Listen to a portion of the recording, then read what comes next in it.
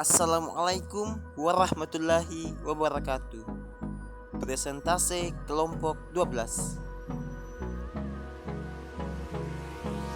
Hold me close till I get up. Time is barely on our side. I don't wanna A. waste what's left. Distorsi pasar. Menurut The storms we chase are KBBI, leading us. distorsi adalah pemutarbalikan suatu fakta, aturan, dan sebagainya. Sedangkan pasar adalah tempat pertemuan antara penawaran atau penjual dengan permintaan atau pembeli. Jadi, distorsi pasar adalah gangguan yang menyebabkan mekanisme pasar menjadi kacau atau tidak sempurna menurut prinsip Islam.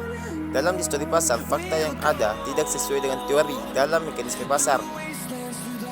Kegiatan ini menyebabkan kekacauan atau kegagalan pasar yang selanjutnya berdampak pada kondisi perekonomian secara menyeluruh di suatu negara. Secara umum, distorsi pasar dalam ekonomi Islam dibagi menjadi tiga, yaitu rekayasa permintaan dan penawaran, yang kedua tadlis, dan yang ketiga takwir. Dalam praktiknya, segala macam bentuk distorsi tersebut dilarang dalam Islam karena mengandung unsur ketidakpastian dan penipuan. Selain itu, hal ini karena distorsi pasar hanya akan menguntungkan golongan tertentu dan merugikan pelaku ekonomi yang lain.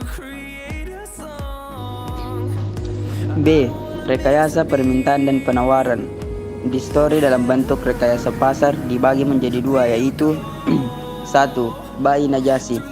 Bai najasi adalah rekayasa pasar yang dilakukan dari sisi permintaan. Hal ini dilakukan dengan mempermainkan sisi permintaan, di mana awalnya membeli dalam jumlah banyak untuk menekan permintaan. Setelah itu, ketika pasaran menjadi langka, maka menjualnya atau mengedarkan ke pasar sehingga barang melimpah. Contoh, hal yang paling terlihat terjadi pada pasar valuta asing yang langsung melumpuhkan sektor moneter. Hal ini salah satu penyebab krisis moneter di Indonesia tahun 1997. Awalnya, seorang manipulan yang sangat kaya membeli IDR dengan jumlah yang banyak, sehingga terjadi peningkatan permintaan terhadap IDR dan harga IDR menjadi mahal. Saat harga menjadi mahal, itulah sang manipulan menjual semua IDR yang dia punya ke pasaran hingga dia mendapatkan untung sangat banyak. Hal ini menyebabkan penawaran uang jadi tinggi, uang yang beredar banyak, sehingga juga bisa menyebabkan inflasi. Dalam Islam, hal ini termasuk kategori haram dan dilarang oleh Rasulullah.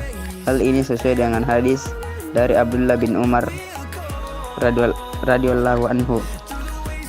Ia berkata, Rasulullah Shallallahu Alaihi Wasallam melarang jual beli dengan cara najasi. Habis riwayat Imam Al-Bukhari. 2. Ikhtiar. Ikhtiar adalah rekayasa pasar yang dilakukan dari sisi penawaran. Kasus yang paling sering terjadi adalah penimbunan barang untuk mengambil keuntungan di atas normal dengan menjual sedikit barang tapi memperoleh harga yang tinggi. Dalam hal ini perlu dibedakan menyimpan barang untuk persediaan dan penimbunan. Karena jika untuk persediaan tidaklah menjadi masalah dalam Islam, karena hal itu diperbolehkan. Contoh, menimbun minyak untuk mengurangi penawaran di pasar dan menjualnya kembali ketika terjadi kelangkaan dan harga naik. Sama halnya bai najasi. Islam juga melarang ikhtiar. Hal ini disebutkan dalam hadis diceritakan dari Ahmad bin Nadlor al-Ashkari, diceritakan dari Sulaiman al-Qubairi, diceritakan dari Bakiyah bin Walid, diceritakan dari Tasawur bin Yazid, dari Khalid bin Madan, dari Muadz bin Jabal berkata, aku bertanya kepada Rasulullah tentang ihrikal. Apakah itu? Rasulullah bersabda, ketika seorang atau pedagang mendengar harga murah, ia merasa gelisah, dan ketika ia mendengar harga mahal, ia merasa senang. Seburuk-buruk seorang hamba adalah orang yang melakukan ihtikar. Ketika Allah memberikan harga yang murah, ia merasa susah, dan ketika Allah memberikan harga tinggi, ia merasa senang.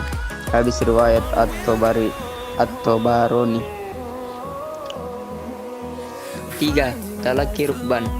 Talaki rukban adalah pembelian barang dengan cara mencegat orang desa sebelum sampai di pasar agar ia dapat membeli barang dengan harga murah. Contohnya, ada pedagang kota yang menyongsong kedatangan barang dari tempat lain, yakni dari orang desa yang ingin berjualan di negerinya. Lalu pedagang kota tersebut menawar barang dengan harga yang lebih rendah dan dari harga di pasar, sehingga barang dagangan pedagang desa itu dibeli sebelum ia masuk pasar dan sebelum ia mengetahui harga pasaran yang sebenarnya. Dan selanjutnya C. Tadlis. Tadlis adalah salah satu bentuk penipuan dalam berdagang, merupakan bentuk ketidakjujuran seorang pedagang dalam menjalankan usahanya. Tadlis ini bisa terjadi dalam 4 hal, yakni kuantitas atau jumlah, kualitas atau mutu, harga, dan waktu penyerahan. Dan bagian D, takrir. Takrir berasal dari bahasa Arab gharar, yang berarti akibat, bencana, bahaya, risiko, ketidakpastian, dan lain-lain.